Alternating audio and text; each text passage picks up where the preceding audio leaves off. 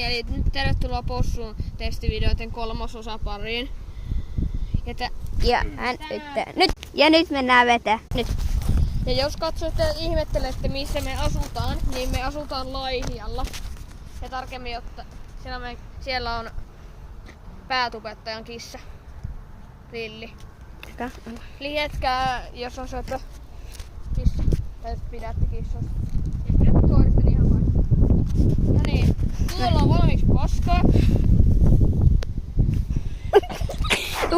Upota sitä. Hyvä.